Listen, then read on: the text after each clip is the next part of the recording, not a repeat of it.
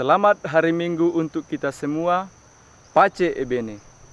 Bapak Ibu, saudara-saudari yang terkasih, sabda Tuhan yang akan kita dengarkan pada hari ini berbicara tentang penggarap-penggarap kebun anggur. Latar belakang dari penginjil Matius memberikan perumpamaan ini ialah ketika imam-imam kepala dan tua-tua bangsa Yahudi bertanya kepada Yesus, "Dengan kuasa manakah engkau melakukan hal-hal itu? Dan siapakah yang memberikan kuasa itu kepadamu?" Intinya ialah imam-imam kepala dan tua-tua Yahudi bertanya tentang kuasa Yesus mengajar di Bait Allah. Yesus tidak memberikan jawaban yang eksplisit, namun Yesus memberi jawaban dalam bentuk perumpamaan. Perumpamaan inilah yang akan kita coba dalami. Bapak, Ibu, saudara-saudari yang terkasih,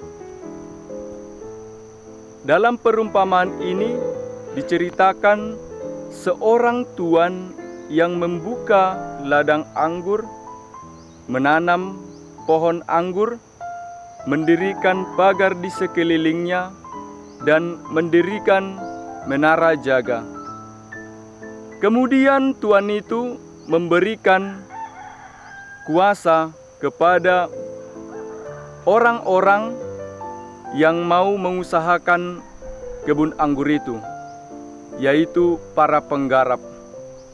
Sebagaimana kita tahu, apa yang dinantikan si pemilik kebun anggur itu ialah hasil dari kebun anggur itu sendiri. Kita harus mengerti bahwa yang dimaksud dengan Tuhan itu ialah Allah Bapa sendiri. Dan penggarap-penggarap itu ialah imam-imam kepala dan ahli-ahli Taurat. Dan yang dimaksud dengan kebun anggur itu ialah umat Israel semuanya. Allah memberikan kuasa kepada imam-imam kepala dan ahli-ahli Taurat untuk membimbing umatnya Israel. Namun apa yang terjadi ialah mereka tidak menghasilkan buah anggur yang baik. Mereka gagal dalam mengayomi umatnya Israel. Dalam bacaan pertama, Nabi Yesaya mengatakan, "Aku menanti supaya dihasilkannya buah yang baik. Mengapa yang dihasilkannya hanyalah buah anggur yang asam?"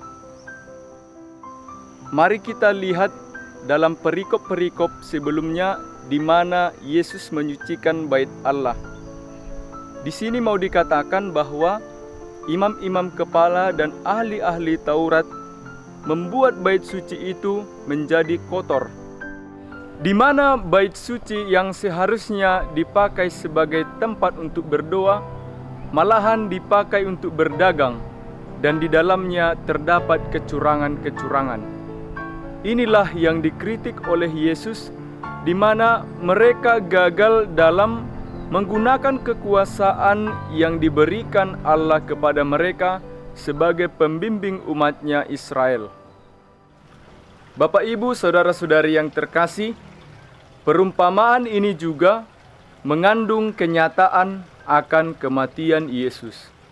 Dikatakan, walaupun Yesus disingkirkan, Allah akan menjadikan Yesus sebagai batu penjuru. Kita tahu bahwa dalam suatu bangunan, batu penjuru adalah kunci untuk berdirinya suatu bangunan. Tanpa batu penjuru, suatu bangunan akan roboh.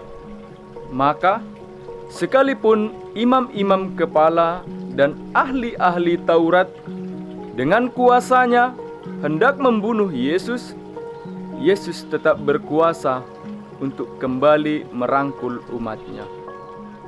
Lewat sabda Tuhan pada hari ini, kita dipanggil untuk berbuah. Berbuah lewat tanggung jawab yang kita emban dalam hidup kita sehari-hari.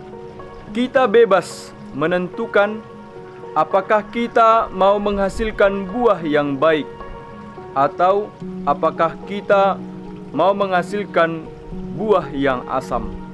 Sebagai orang tua, kita diberi kuasa untuk mengurus anak kita. Sebagai seorang guru, kita diberi kuasa untuk mendidik siswa-siswi. Buah dari orang tua yang mendidik anak dengan baik adalah anak-anak tersebut akan menjadi anak-anak yang baik, taat kepada orang tua, dan teguh dalam beriman kepada Allah.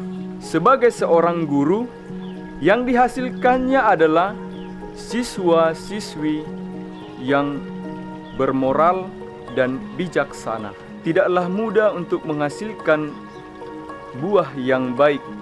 Ada banyak tantangan, ada banyak godaan-godaan manusiawi yang mungkin dapat mengaburkan niat baik kita sebagai pelayan, baik sebagai orang tua maupun sebagai guru. Dalam bacaan kedua surat Rasul Paulus kepada umat di Filipi dikatakan supaya kita tidak khawatir dan menyatakan segala keinginan kita dalam doa. Maka para saudara, kita tidak perlu khawatir untuk memberikan yang terbaik lewat pelayanan kita. Karena itu, mari kita memulai pelayanan kita. Kita berdoa kepada Tuhan supaya kita mampu memberikan yang terbaik dalam setiap pelayanan kita, sehingga berbuah dan berkenan kepada Allah. Semoga